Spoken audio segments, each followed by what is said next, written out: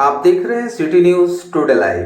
पूर्णिया से निर्दलीय सांसद राजेश रंजन उर्फ पप्पू यादव के पिता चंद्र नारायण यादव के निधन के बाद आज उनके पैतृक गांव खुर्दा में अंतिम संस्कार किया गया। पटना से पूर्णिया और फिर पूर्णिया से उनके पैतृक गांव खुर्दा उनका पार्थिव शरीर लाया गया, जहां उनकी अंतिम दर्शन के लिए हजारों स्थानीय ग्रामीणों की भीड़ इकट्ठा हुई। आवास पर पहले पार्थिव शरीर को अंतिम दर्शन के लिए रखा गया और उसके बाद अर्थी पर उन्हें दाह संस्कार के लिए ले जाया गया।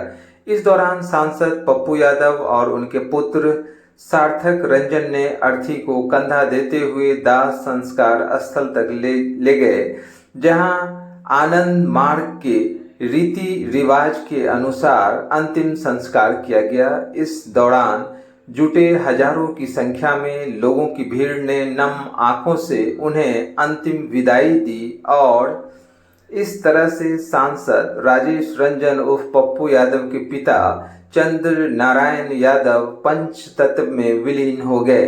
इस दौरान उनकी बहू कांग्रेस की राज्यसभा सांसद रंजीत रंजन सहित परिवार के अन्य सदस्य भी मौजूद थे।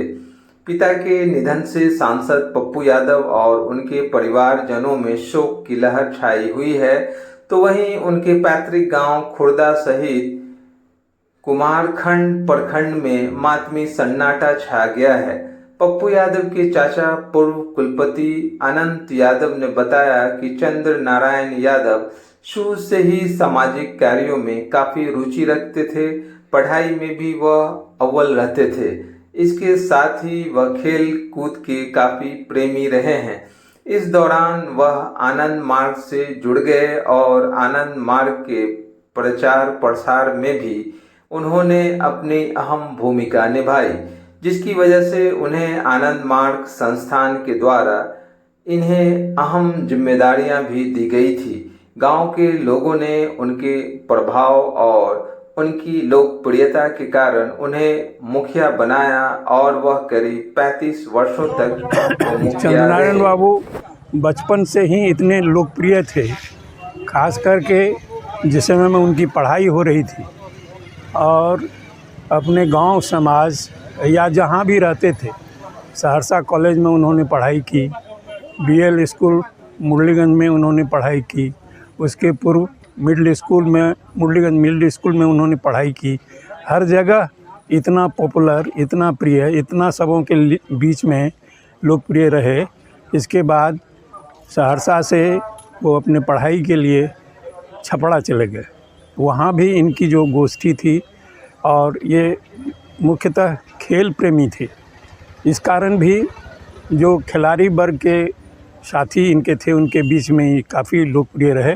इसके बाद पढ़ाई करने के बाद जब गांव लौट के आए तो यहाँ भी उसी खेल के माध्यम से गांव वालों के बीच में काफ़ी लोकप्रिय रहे।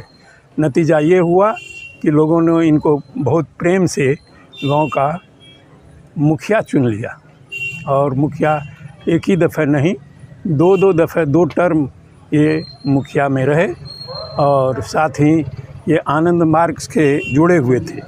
आनंद मार्ग से जुड़े हुए के कारण इतना अच्छा इनका कार्यकलाप आनंद मार्गियों ने देखा कि बिहार स्टेट लेवल का इनको सेक्रेटरी बना दिया। इतने लोकप्रिय थे और बाद में उसी आनंद मार्ग के प्रचार प्रसार के लिए इनको गांव से बाहर रहना पड़ रहा था। इसी कारण वो पूर्णिया में थोड़ा सा अपना आश्रय का, निवास का स्थान बना लिए और ज़्यादातर समय इनका वहीं बीतने लगा। और वहाँ के बाद जो है इनके जो लड़के हैं सांसद जी पप्पू यादव जी, वो इनके सारे काम धाम को देख रहे थे और इसलिए इन्हीं के लोकप्रियता के चलते और उनकी कुछ अपनी भी खासियत थी, जिसके चलते वो प्रथम दफ़े वो विधायक चुने गए सिंहेश्वर से। बाद में कई दफ़े सांसद चुने गए पूर्णिया से, मधेपुरा से। इतने लोकप्रिय रहे और चंद्रनारायण बाबू के चरित्र के विषय में तो कहना ही क्या है। जब आज उनका निधन हो गया है और अंतिम संस्कार में हजारों की भीड़ उमड़ पड़ी है, कैसे याद करते हैं आप सभी ग्रामवासी?